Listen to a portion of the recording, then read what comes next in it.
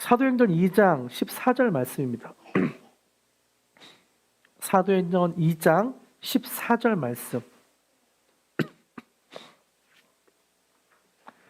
한 목소리로 함께 읽겠습니다.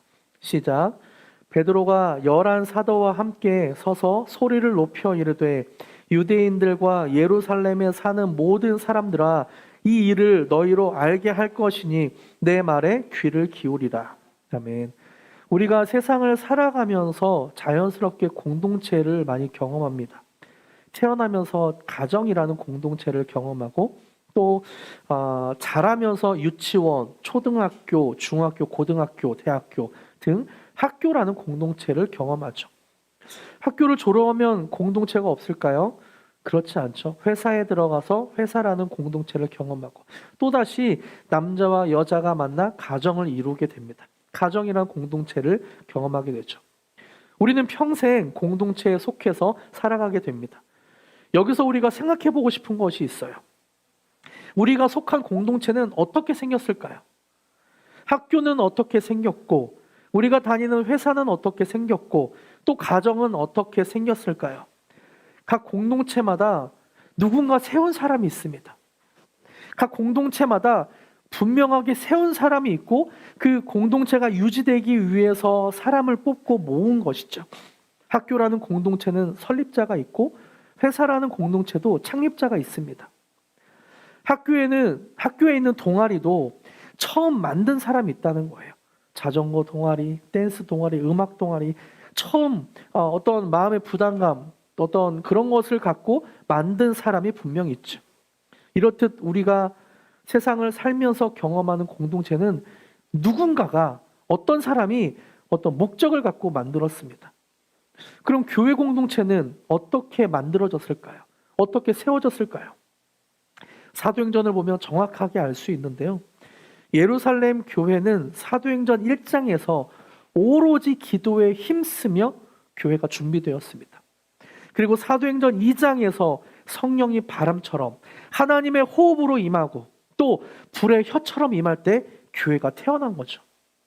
예루살렘 교회는 어떤 한 사람에 의해 만들어진 것이 아니라 성령님의 임했을 때 성령님에 의해 탄생되었습니다. 세상에 존재하는 공동체 중에 유일하게 교회만이 성령님에 의해 생겨난 것이죠. 우리 교회도 마찬가지입니다. 우리 교회도 아내와 제가 한 1년여 넘게 교회 개척에 대한 부담감이 있어서 교회를 개척해야 되겠다 하면서 계속 기도했습니다. 기도로 준비가 되었죠. 그리고 성령님이 우리를 모아주셔서 교회 공동체가 지금 되어가고 있습니다. 그럼 이렇게 성령님이 모아주신 공동체는 무엇을 해야 될까요? 예루살렘 교회 공동체는 교회가 되어서 어떤 사역들을 맡아 나갔을까요? 사도행전 2장 후반부에 공동체가 된 예루살렘 교회가 했던 사역들을 소개하고 있는데요. 이것을 보면 우리 공동체가 앞으로 어떻게 사역을 해야 되는지, 어떤 방향으로 나아가야 되는지를 알 수 있습니다. 그래서 오늘은 우리 공동체도 사도행전에 나오는 예루살렘 교회처럼 되길 간절하게 소망하며 사도행전 2장 후반부를 살펴보려고 합니다. 사도행전 2장 4절부터 41절까지를 중심으로 예루살렘 교회 탄생 구후라는 제목으로 말씀을 나누겠습니다. 예루살렘 교회의 사역, 예루살렘 교회가 어떤 사역을 했는지를 알려면 그 당시 그 스토리를 좀 이해할 필요가 있습니다. 맞닥뜨릴 상황을 이해할 필요가 있는데요. 예루살렘 교회가 태어나면서 생긴 사건이 사도행전 2장 4절부터 7절까지 나와요. 어떤 상황에 빠져 있는지 한번 같이 읽어볼까요? 4절부터 7절 시작. 그들이 다 성령의 충만함을 받고 성령이 말하게 하심을 따라 다른 언어들로 말하기를 시작하니라. 그때에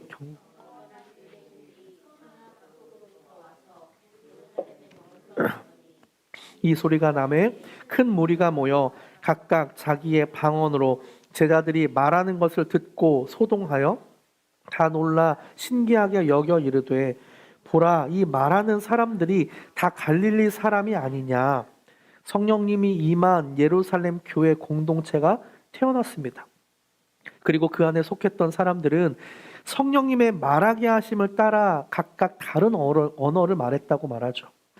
근데 이것이 어떤 평범한 현상, 우리가 일상에서 보는 현상은 아니었던 것 같아요. 그래서 6절과 7절에 보니까 소동이 일어나고 또 7절에 사람들이 다 놀라 신기했다라고 표현하고 있습니다. 성령님에 의해 태어난 예루살렘 교회 공동체가 성령의 말하게 하심을 따라 다른 언어를 말했고 사람들은 그것을 보면서 놀랍고 신기해 했습니다. 소동이 일어난 거예요. 여기에 쓰인 다른 언어라는 헬라어가 글로사입니다. 글로사. 의미는 혀, 방언, 언어, 말이라는 의미죠. 글로사, 다른 언어는 방언을 말했다라는 의미입니다. 성령님이 임한 사람들은 자신이 알지 못하는 다른 언어, 방언, 말을 하기 시작한 거예요. 그러니까 주변에 있던 사람들이 아니 외국어를 배우지 못한 사람이 갈릴리 촌 사람들이 어떻게 이럴 수 있지? 그래서 놀란 거예요. 또 의아해 여기고 신기하게 여기는 거예요. 그 중에 어떤 사람은 에이 무슨 외국어야. 저 사람들은 갈릴리 촌 사람들이야. 무슨 외국어야. 그냥 술 먹고 헛소리 하는 거야. 라고 말하기도 했습니다. 이런 소리를 교회 성도들이 들었어요. 아마 교회 성도들 입장에서는 조금 죄송합니다. 제가 감기 기운이 약간 오늘부터 코도 맹맹하고 해서 마스크를 썼는데요. 기침을 해도 좀 양해해 주시면 감사하겠습니다. 이런 소리를 들은 교회 성도들은 조금 어리둥절했을 것 같아요. 의아했을 것 같아요. 아니 생전 처음 성령님을 경험하게 되었고 성령님이 임하자 자신의 입에서 이상한 소리가 나오는 거예요. 알지 못하는 외국어들이 막 나오는 거예요. 알지 못하는 말이 계속 이렇게 반복되는 거죠. 말이 나오는 거죠. 그러자 사람들이 자신들에게 관심이 집중돼 있어요. 그러니까 좀 어리둥절한 상황이었을 것 같아요. 이때 베드로가 말하기 시작합니다. 2장 14절과 15절 같이 한번 읽어볼까요? 베드로가 어떻게 말하는지 시작. 베드로가 11 사도와 함께 서서 소리를 높여 이르되 유대인들과 예루살렘에 사는 모든 사람들아 이 일을 너희로 알게 할 것이니 내 말에 귀를 기울이라. 때가 제3시니 너희 생각과 같이 이 사람들이 취한 것이 아니라 베드로는 서서 소리를 높여 담대하게 말했습니다. 어수선한 상황에 대해서 알게 해주겠다고 말하는 거죠. 자신의 말에 내 말에 귀를 기울여라 라고 하면서 지금 3시야. 너희가 생각하는 것처럼 우리가 취한 게 아니야 라고 말하고 있죠. 여기서 베드로가 말한 3시는 오전 9시입니다. 오전 9시. 베드로는 아침부터 사람들이 술에 취해서 헛소리를 하는 게 아니라고 상식적이고 합리적으로 설명을 하는 거죠. 전 여기서 좀 주목해 보고 싶은 부분이 베드로가 전하는 메시지입니다. 그 이후에 베드로는 예수님에 대해 설교를 하고 있거든요. 사람들이 소동하고 다 신기하게 여기는 상황에서 베드로는 설교하기 시작합니다. 방금 전에 경험했던 성령님의 특별한 체험에 대해서 말하는 것이 아니라 방언을 하게 된 이 주변 사람들이 방언을 하게 된 이유에 대해서 차근차근 설명해 준 것이 아니라 예수 그리스도가 누구인지를 선포하고 있습니다. 조금은 의아하죠. 지금 일어난 일을 귀를 기울여 주십시오. 내가 설명하겠습니다. 라고 말하면서 방언은 이럴 때 생기는 겁니다. 우리가 말하는 것은 이것입니다. 라고 설명을 구하는 것이 아니라 예수 그리스도를 선포하고 있다는 거예요. 베드로가 전하는 예수님을 4가지로 요약할 수 있습니다. 첫 번째는 화면을 보면서 봐주세요. 제가 말씀을 읽으면서 짧게 설명을 드릴게요. 첫 번째는 베드로는 예수님의 생애와 사역에 대해 전했습니다. 22절 이스라엘 사람들아 이 말을 들으라. 너희도 아는 바와 같이 하나님께서 나사렛 예수로 큰 권능과 기사와 표적을 너희 가운데 베푸사 너희 앞에서 그를 증언하셨느니라. 그러니까 베드로는 예수님의 생애와 사역에 대해서 증거했습니다. 그리고 두 번째 베드로는 예수님의 죽음에 대해 선포했어요. 23절 그가 하나님께서 정하신 뜻과 미리 아신 대로 내준 바 되었거늘 너희가 법 없는 자들의 손을 빌려 못 박아 죽였으나 예수님의 죽으심에 대해서 전했습니다. 이 죽음이 하나님께서 정하신 뜻대로라고 말씀하는 거죠. 그리고 세 번째, 예수님의 부활하심을 전합니다. 24절, 하나님께서 그를 사망의 고통에서 풀어 살리셨으니 이는 그가 사망에 매여 있을 수 없었음이라.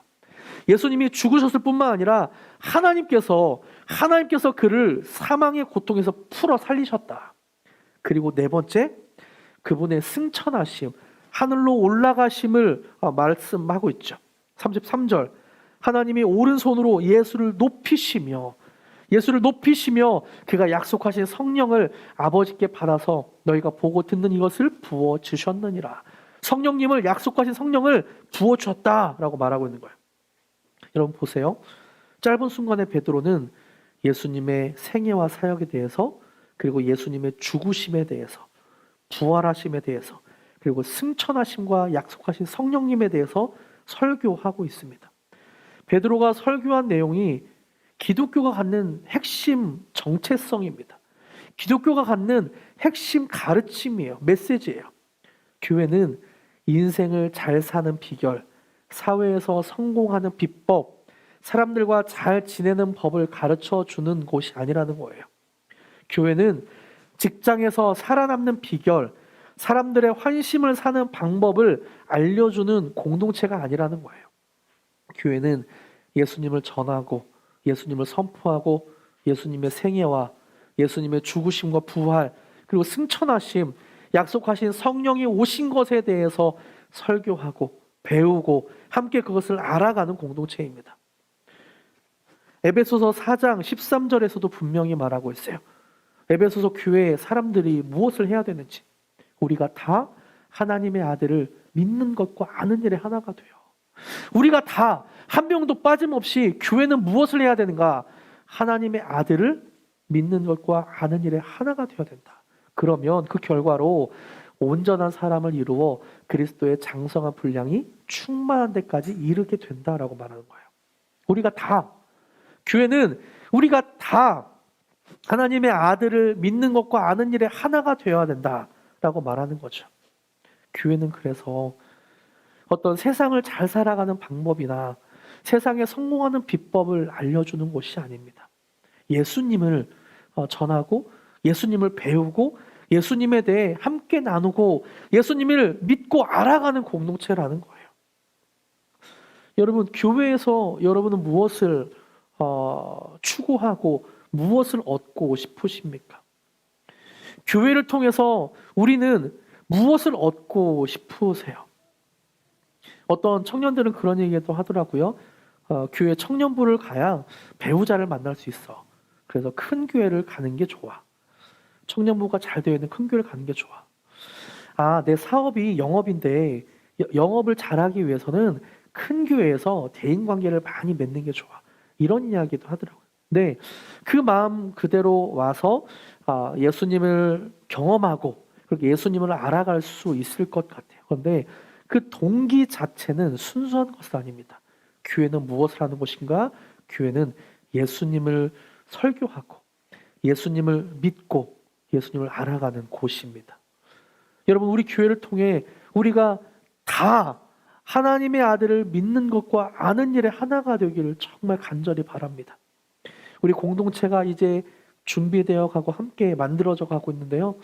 우리 교회, 글로리 교회를 통해서 예수님이 이런 분이지, 예수님이 우리의 인생을 통해 이렇게 역사하셨지라는 것들을 좀 더 깊이 알아갔으면 좋겠어요. 말씀을 전하는 베드로의 모습이 좀 놀랍지 않나요? 미리 준비한 것도 아니고 어떻게 이렇게 체계적이고 설득력 있는 기독교의 핵심 메시지를 전할 수 있을까요? 강력한 베드로의 설교를 듣고 사람들은 동요하기 시작합니다. 베드로의 설교를 듣고 사람들이 동요하는 모습을 사도행전 2장 37절에서 말씀하고 있어요. 2장 37절을 함께 읽어볼까요? 시작. 그들이 이 말을 듣고 마음에 찔려 베드로와 다른 사도들에게 물어 이르되 형제들아 우리가 어찌할꼬? 우리가 어찌할꼬 하거늘. 베드로의 설교를 들었던 사람들의 입에서 나오는 질문은 우리가 어찌할꼬라는 탄식이었습니다. 그런데 예수님의 십자가와 부활 소식을 들었다고 사람들이 다 마음이 찔려서 우리가 어찌할꼬라면서 회개하는 것 같진 않아요. 저도 전도를 많이 해봤거든요. 예수님을 전하면 사람들이 마음이 찔려하고 우리가 어찌할꼬라고만 반응하는 것 같지 않습니다. 이 모습이 사도행전 7장 54절에도 나와요. 같이 한번 읽어볼까요? 시작. 그들이 이 말을 듣고 마음에 찔려 그를 향하여 이를 갈거늘. 마음에 찔리는 것까지는 똑같은데 그 뒤에 다른 반응이 있죠. 이를 갑니다. 사도행전 7장은 스데반 집사님이 설교한 다음에 반응이거든요. 그러니까 스데반 집사님도 성령의 감동으로 예수님에 대해 증거한 거예요. 예수님을 전했습니다. 스데반 집사님의 설교를 들었던 사람은 베드로의 설교를 들었던 사람과 다른 반응을 보여요. 똑같이 마음에 찔리긴 했지만 우리가 어찌할꼬 하는 것이 아니라 이를 갈았습니다. 그리고 스데반 집사님을 돌을 들어서 돌로 쳐서 죽이게 된 거예요. 스데반 집사님의 설교를 들었던 사람들은 똑같이 마음에 찔림이 있었지만 이 찔림을 갖고 이를 갈면서 결국은 돌을 던지는 행동을 하게 됩니다. 하나님의 말씀은 우리를 편하게 두지 않아요. 어긋나이는 우리 마음에 찔림을 줍니다. 너 그렇게 살면 안 돼. 예수님이 너의 죄를 위해 십자가를 지셨어. 마음에 찔림을 주는 거죠. 너 예수님 믿어야 돼. 너의 인생에 예수님이 필요해. 어긋나 있는 우리 마음에 예수님이 계속 말씀을 주십니다. 그때 찔림이 있다면 우리가 반응할 수 있는 방법이 여러 가지가 있어요. 에이, 이런 거 괜찮아. 남들도 다 그렇게 살아라고 무시할 수도 있고, 우리 이를 갈면서 아니 왜 나한테 저런 얘기를 해? 아니 왜 나한테 그렇게 나를 꼭 저런 얘기해? 그렇게 생각할 수도 있고 이를 갈 수도 있고, 또 어떤 사람은 우리가 어찌할꼬라고 하면서 회개하는 사람도 있습니다. 여기서 중요한 사실이 있죠. 찔림 이후에 우리는 다른 행동을 할 수 있다는 거예요. 모두 다 회개하는 것이 아니라 다른 행동을 할 수 있다는 거예요. 그럼에도 불구하고 어떤 상황이든지 예수님의 복음을 전하는 것이 교회입니다. 이를 갈던 사람들이 무시하던 그것이 중요한 것이 아니라 예수님의 복음을 전하는 것이 바로 교회라는 거예요. 사람들이 우리가 어찌할꼬라고 고백하면 참 좋겠지만 대부분의 사람은 우리가 어찌할꼬라고 하지 않더라고요. 오히려 마음에 찔림이 없는 경우도 많이 있더라고요. 무시하기도 하고 또 아니 왜 저렇게까지 해? 라고 하면서 그렇게 교회를 욕하기도 하더라고요. 근데 교회는 무엇을 해야 되는가? 스데반 집사님이 돌에 맞아 죽으면서까지도 예수님을 바라보고 예수님을 증거했던 것처럼 그냥 전하는 거죠. 마음이 찔려 우리가 어찌할꼬라고 고백했던 사람들이 있으면 너무 좋겠지만 그렇지 않더라도 우리는 예수님을 증거하는 공동체입니다. 그럼 그 뒤에 우리가 어찌할꼬라고 고백했던 사람들에게 베드로는 어떻게 대답하는지 한번 볼까요? 38절부터 41절까지 함께 읽겠습니다. 시작. 베드로가 이르되 너희가 회개하여 각각 예수 그리스도의 이름으로 침례를 받고 죄사함을 받으라. 그리하면 성령의 선물을 받으리니 이 약속은 너희와 너희 자녀와 모든 먼데 사람 곧 주 우리 하나님이 얼마든지 부르시는 자들에게 하신 것이라 하고, 또 여러 말로 이 패역한 세대에서 구원을 받으라 하니 그 말을 받은 사람들은 침례를 받으며 이날의 신도의 수가 재밌는 말이 나오죠. 가슴이 찔려 어찌할꼬 했던 사람들이 베드로의 명쾌한 대답을 받습니다. 회개하여 각각 예수 그리스도의 이름으로 침례를 받아라. 회개해라. 침례를 받아라. 그리고 제사함을 받아라. 그리고 성령을 선물로 받아라.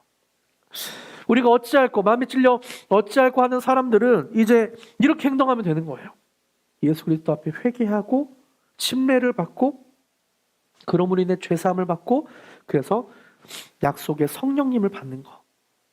혹시 우리 가운데 찔림이 있는 사람은 주님 앞에 회개하시길 바랍니다. 그리고 예수 그리스도의 이름으로 침례를 받으세요. 그리고 그 죄사함을 얻어서 성령의 약속하신 그 성령님을 선물로 받고 성령님을 따라 하루하루 살아가시길 바랍니다. 세상은 자신의 욕심과 자신의 뜻대로 살아가지만 크리스찬은 성령님을 따라 살아갑니다. 말씀하시는 성령님, 우리의 길을 인도하시는 성령님, 우리에게 옆에서 가르쳐 주시고 우리를 깨닫게 하시는 그 성령님을 따라 살아가는 게 크리스찬인 거죠. 성령님을 따라 살아가시길 바랍니다.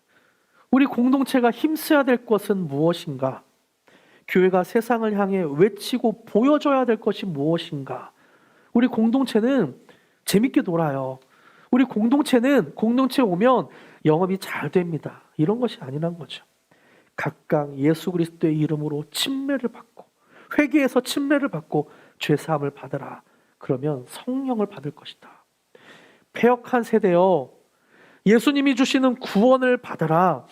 사람들에게 선포하는 거예요. 예수님이 우리의 구원자입니다. 예수님이 우리를 구원하십니다. 라고 선포하는 거예요. 이것이 교회가 할 일이라는 것입니다. 교회는 심리적인 안정을 주는 것이 아닙니다. 교회는 염려와 걱정과 불안을 없애주기 위해 존재하는 것이 아니에요. 사람들을 구원하는 공동체입니다. 하나님의 교회는 신비로운 경험을 해서 방언을 하고 막 예언을 하고 어떤 영적인 어떤 기운을 느끼고 이런 경험, 체험을 하기 위해 모이는 공동체도 아닙니다. 교회는 그리스도 예수의 복음, 예수 그리스도가 주시는 구원을 선포하고 하나님의 아들을 믿는 것과 하는 일에 하나가 되어서 그것을 증거하는 것이 교회라는 거예요. 심리적인 안정과 마음의 위로와 평안, 현실적인 문제를 해결해 주려고 노력하는 것도 물론 있지만 예수님이 그것을 해결하시는 것도 있지만 그것이 목적이 될 수 없다는 것입니다.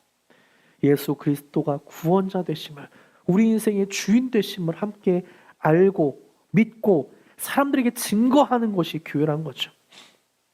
이것을 망각하고 우리들이 바라고 원하는 것을 추구하기 시작하면 내 기도 제목이 어떻게 응답되는지, 내가 어떤 것을 교회를 통해 얻기를 원하는지 이런 것들만 추구하기 시작하면 하나님께서 교회에게 주신 고유하고 독특한 능력을 상실하게 될 것입니다.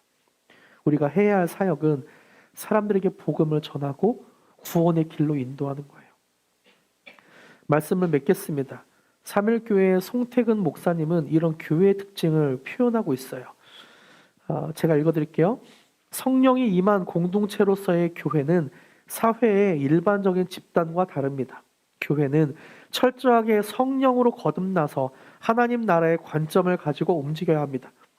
교회 공동체의 사고와 언어, 행동 등 모든 것이 하나님 나라의 관점이 되어야 합니다.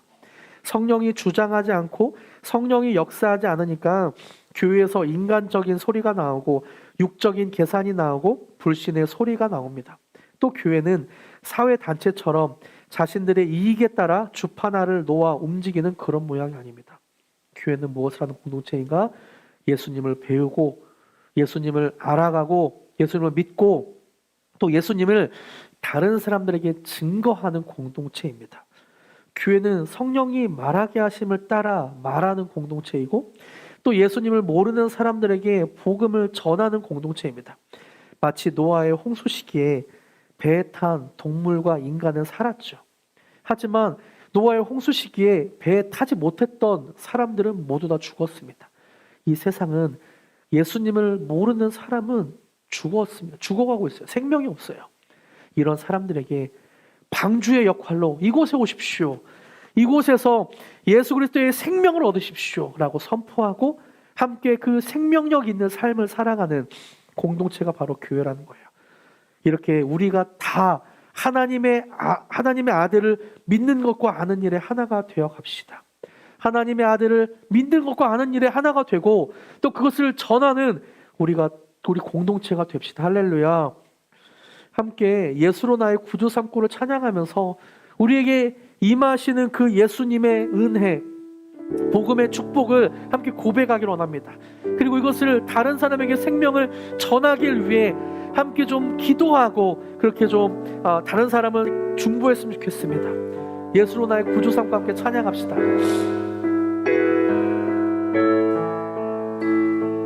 예수로 나의 구주 삼고 성령과 피로써 거듭나니 이 세상에서 내 영혼이 하늘의 영광. 다시 한번 고백합니다. 예수로 나의 구주 삼고 예수로 나의 구주 삼고 성령과 피로써 거듭나니 이 세상에서 내 영혼이 하늘의 영광 누리 이것이 나의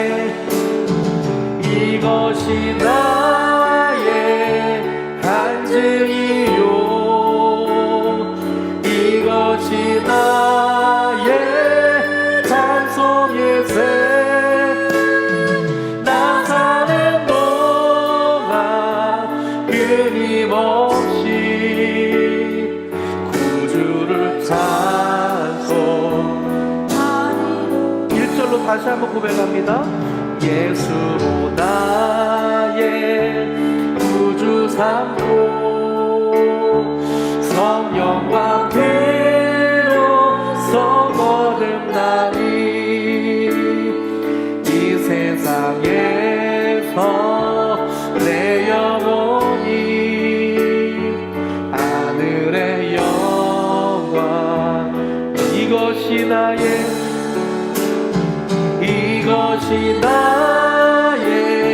간증이요 이것이 나의 찬송의 새 나 사는 동안 끊임없이 구주를 이것이 나의 간증이요 이것이 나의 간증이요 이것이 나의 찬송의 새 나 사는 동안 끊임없이 구주를 찬송 이것이 나의 간증이요 이것이 나의 간증이요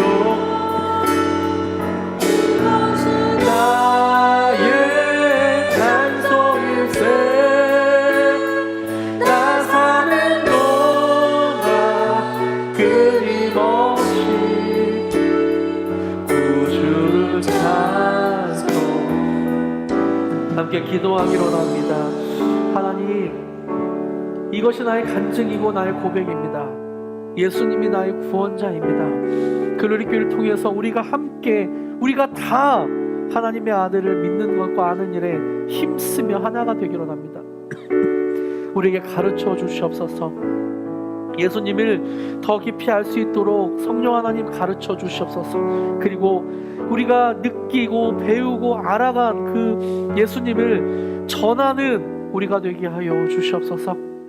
세상에 이곳에 오십시오, 이곳에서 예수 그리스도를 믿으십시오 라고 선포하는 우리 공동체가 되어가게 하여 주십시오. 함께 그렇게 기도하며 나아가기로 합니다. 함께 그렇게 주님 앞에 나아가며 기도하시겠습니다. 하나님, 우리가 주님 앞에 나아갑니다. 하나님의 아들을 더 깊이 알길 간절히 간구합니다. 우리 교회를 통하여서 우리가 예수님을, 하나님의 아들을 믿는 것과 아는 일에 더욱더 힘쓰며, 그리고 예수님을 더 깊이 알고 그래서 이것들을 주변 이웃들에게 전하는 우리가 되게 하여 주시옵소서. 예수 그리스도의 살아계심을, 예수 그리스도의 능력을 회개하고 주님의 이름으로 침례를 받고 약속하신 성령을 받아 우리가 죄사함을 받고 구원의 예수님을 바라볼 수 있도록 주님이 우리를 사용하여 주시옵소서. 우리 교회가 그런 교회가 될 수 있도록 좀 축복하여 주시옵소서. 하나님, 사도행전에 나오는 예루살렘 교회를 우리가 닮아가기로 합니다. 예루살렘 교회가 예수님을 선포하고 그리고 예수님을 전했던 그 모습들을 우리가 닮아가게 하여 주시옵소서. 우리가 다 예수님을 알아가고 믿는 일에 힘쓸 수 있도록, 그리고 예수님이 어떤 분인지 알아갈 수 있도록 성령님 우리를 가르쳐 주시옵소서. 부에서 성령님 우리를 깨닫게 하여 주시옵소서. 그래서 우리가 깨닫고 보고 경험한 것들을 주변 이웃들에게 전하는 일에 사용되게 하여 주시옵소서. 주님을 증거하고 선포할 때 우리 교회를 통해서 회개하는 역사들이 일어나게 하여 주시옵고, 많은 영혼들이 되살아나는 구원받는 일이 있게 하여 주시옵소서.